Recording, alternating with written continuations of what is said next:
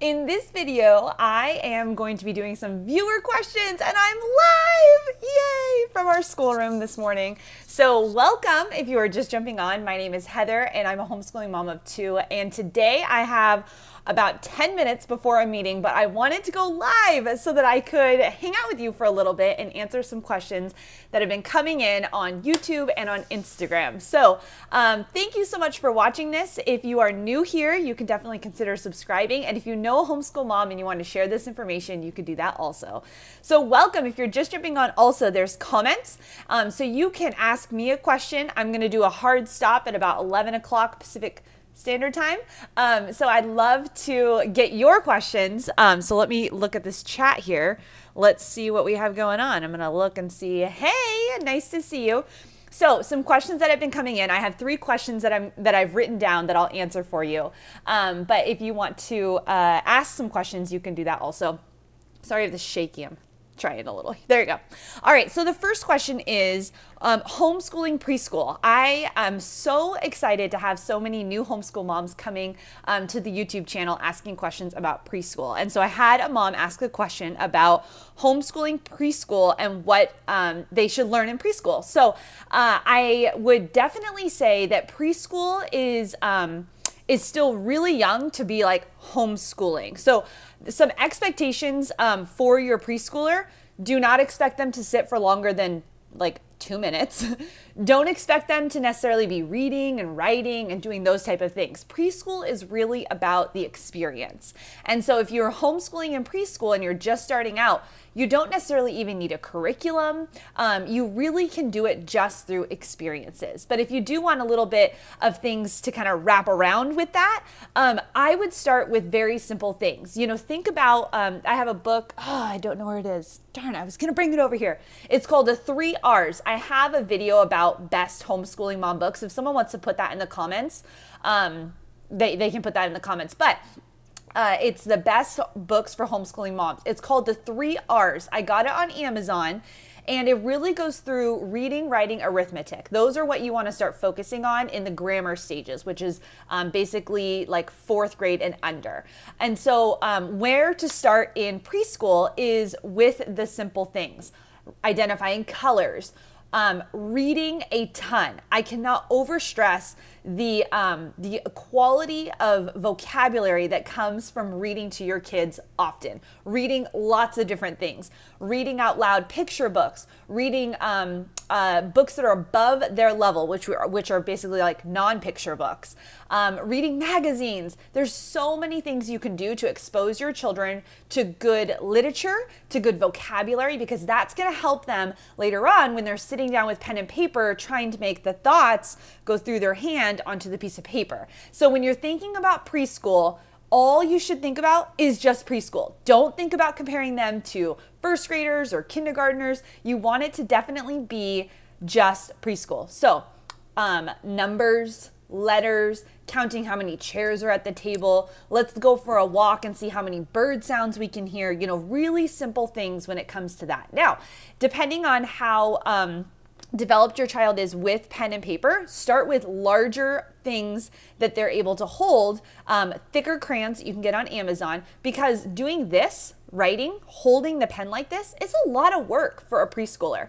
And so there's a lot that you can do in that, but definitely just make sure that you're thinking about the experience that you're providing your child rather than can they read and write at age 3. So that is kind of my A to your Q for what you should be doing in preschool. If you have more questions about preschool, definitely leave it below. I have lots of different links that you can go to. And if your child is developed enough to sit down with a worksheet, that's great too. There's nothing against that. But I just have a lot of moms lately who are saying, I don't really know what to do because my kids I'm in a homeschool preschool, but they're not real, they're crazy, right? They're still 4-year-olds, they're still 3-year-olds, and that's okay. Let them be 4, let them be 3, but think about small things that you want to teach them through the year. Make small goals that end up going to bigger goals. So that's my A to your Q for preschool. Another question that came in that I get quite a bit is when parents are transitioning their kids from public school to to homeschool, and that can be a challenge. I definitely want to encourage you to take some time. There is a calendar year, right? 12 months, but that doesn't mean that you have to be schooling or teaching your kid for 12 months. So if you are doing the transition from public school or private school into homeschool, give yourself a little bit of grace. There's a lot to learn. There's a lot to learn because you're now instead of just being mom, you're also going, yes, I'm transitioning my 5th grader. Yeah. And it can be scary. I'm definitely going to say it's scary. We did it. But you want to think about, you're now going to be in a different role in your child's eyes. You know, they were used to going to school and having other authorities be the ones giving them their lessons. And so there's 2 things you have to learn. One, you're going to need to learn how you teach. You know, are you the type of teacher that is very schedule oriented? Are you very much into wanting to make sure that they are doing a certain type of education? Just ways that you learn is probably how you're going to teach best. But what I really recommend is learning who your child is. And that can sound kind of weird because they're already your kid, right? But they've been going to school for 6 hours a day, 5 days a week for however many years they've been in school. And so you don't necessarily know what type of student they are. How do they learn best? And so there's a couple ways that we learn. We learn visually, we learn audibly, and we learn, really, Heather? Yeah, way to go. I had all 3 in my head. Anyway, so help me out in the comments, ladies. Come on. Visually, audibly, through written word, through pictures, right? So those type of things.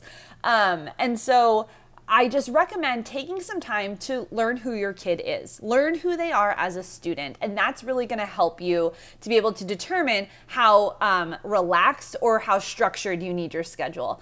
1126 Jewelry says, I can't read it because it went away. It says, is a 4-hour day okay? And then an after school program? Absolutely. Some days for our homeschool, we only school in the morning, and then sometimes we school in the afternoon. We really stretch it out too. There's definitely times where we're sitting and learning, but then there's also experiences that we learn from too. So we were at the store the other day, my son was buying Legos with a gift card that he had, and the entire time we were standing in the Lego aisle for like 40 minutes, he was doing math because I was not telling him how much he was adding up. He was having to do that. So we learn all throughout the day. Wow, so many comments coming in. Wow, I don't know how I'm gonna handle all that. All right, so let's move on. So my advice to you, if you're transitioning from public school, just have fun with your child. You know, this is a time in their life that you're never going to get back. And so have fun with them. Don't necessarily do a reading list that's based upon the history that you're doing. Let them read whatever they want to read relatively, you know, within the age limit that they are. But like, let it be fun. It doesn't have to be completely structured and you don't have to mark every single box. It really is about creating adults who love to learn. That is really the goal of homeschooling, is really creating adults who can contribute to a conversation, be able to contribute to society, and love to learn, because we're lifelong learners, and that's just how we're built and how we're created. So that is my A to your Q on that question. And my last question that came in is, what blog recommendations do you have for new homeschoolers? I love blogs. Do you love blogs? Because I love blogs.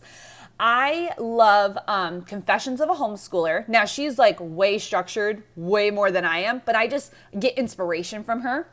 I love Christy Clover. She's here on YouTube also. I'm trying to get her on the YouTube show because she has an amazing homeschool organization program. I've not used, but I know a lot of homeschoolers that have used it, and so I want to bring that to my audience as well. So that's Christy Clover. I also really love Pam Barnhill. If you don't know who Pam Barnhill is, you have to listen to her podcast. She's like the podcasting homeschooling mom of like our generation. She's amazing. She has amazing guests on her show. She has Edie Snapshots as well as That Morning Basket. She has a blog that now she's turning into a podcast. She is like amazing. I'm so inspired by her. But I love those 3 homeschooling moms for inspiration. Now, I homeschool differently than all 3 of those moms do, but it's good to get kind of like that footing, kind of seeing what they've done for several years. They've homeschooled longer than I have. And so I want to learn from the veterans. I want to know what's worked and what's not worked. I actually don't think I use any of the same curriculum that they use, but it still gives me a great idea of what homeschooling can look like. So those 3 women, their blogs would be great. If you're new to homeschool and you have a preschooler, there's also, I did a video about free homeschooling resources. Check out that video. And that one has like 1 + 1 + 1 = 1. Oh yes, Julie Bogart. I love her. Brave Writer also. Yes, I don't know why I didn't mention her. I love her, love her. And then also the Sarah who wrote, help me with the book, ladies. Sarah who wrote Teaching from Rest. Love, if you've not read that book, definitely get that book on Amazon. Teaching from Rest. She also has a paid membership, which is the Read Aloud Revival. So that is a great community to join also, so you get in with a lot of veteran homeschoolers. So those are my 80 or Qs that came in on the YouTube channel. If you have more questions, you can ask them here. I'm doing a hard cutoff in about 5 minutes to head to a work meeting. So thank you so much. I'm so excited to have you ladies on today. Let's see. I'm going to scroll back through these comments and see what we have here. Let's see. Love your videos. Thanks, Daniela. Yes, I'm transitioning my 5th grader. Yes. Okay, Tracy said, do you stick with the same schedule as in order of subjects every day? The Unhurried Homeschooler is also a great read. Yes, that is a great read. Cancel. Oh, I hit a button. Okay. Let's see.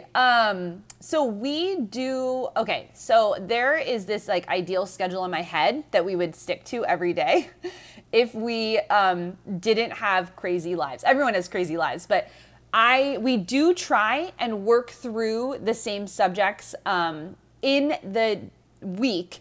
We try and work through the same subjects depending on the day, depending on the teacher. Because again, our homeschool has 3 teachers, myself, my husband, and my father-in-law.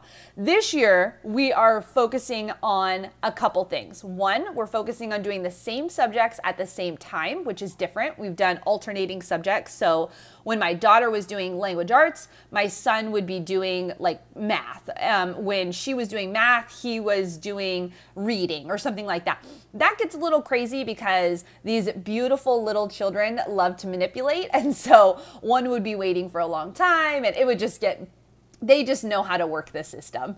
If your kids know how to work the system, you can tell me that too. So this year we are focusing on doing the same subjects at the same time and working through a loop schedule. So we are going to be doing a loop schedule as well as a structured schedule. So I'll have more information about what our scheduling this year is going to look like. But for right now, I can tell you that we are going to be going to specific subjects during a specific time in our homeschool because they're older. And so they can handle a little bit more of those responsibilities in keeping themselves on track throughout the school day. So that's my 80 or Q there. Let's see what other questions we have. I have about 1 or 2 more minutes. If you, the questions on here are going to go away once I get off of this chat. And so if you have more questions, you can ask them in the comment section below this video because it will still live on YouTube. And I'm gonna try and do these on Thursday afternoons. That's my goal, Thursday afternoons to do some lives. So get your coffees ready. All right, let's see.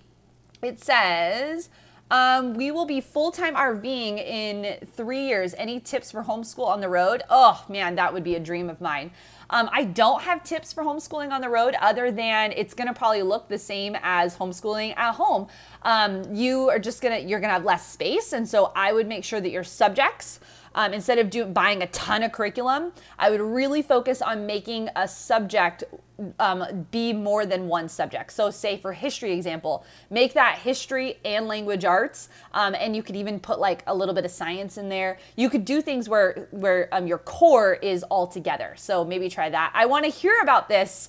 My Big Fat Mama Diaries. I want to hear about your plans. So tell me below, where are you guys going to be RVing for that time? All right, let's see. I'm cutting off. All right, let's see. Do you suggest workbooks or teaching everything through units? I only have a grade 1 to homeschool this year. Okay. We also travel quite a bit. So teaching through units, we this year are going to be possibly doing classical conversations. And so I don't know if you mean unit studies or like teaching through like a unit of like American history. So clarify that for me, Tania, beautiful. Clarify that for me. We do language arts, our history, science, grammar, Latin, and what else will be in there? Poetry, art appreciation. That's all inside of classical conversation. So if you're not familiar with that, check out 100 Acres Homeschooler. She's got a lot of information out there on that. So let's see. That's it for today, ladies. It was a really short one. 15 minutes is all I had for today. But if you have more comments, you can ask them down below. If we're not connected here, please subscribe, because I'm going to be putting out a lot more content about homeschooling and motherhood. And then if you haven't had a chance to download my 10 best homeschooling hacks, that's just a way for you and I to take our relationship a little bit deeper and off of YouTube. I'll be able to communicate with you through email because I have some exciting things coming up in the future around homeschooling and motherhood. And so I want to make sure that you get those notifications. So if you've not downloaded that, you can go to heathertorres.net/hacks, or look at any of my last couple videos at the very end. You can click on that actually and go right there, download that. Basically all it is 10 homeschooling hacks that I have. I did not have a chance to edit it, so go through it. This is me being totally honest. Go through it, find any mistakes that I have, and send them to me so that I can change that. I didn't have time to go through it, but I wanted to get that information to you. So go through it, ladies. Bring out that red pen, mark it all up for me, and then send me any edits that I need to make in that. So thank you so much for watching today, and I'll catch you guys next time. Bye!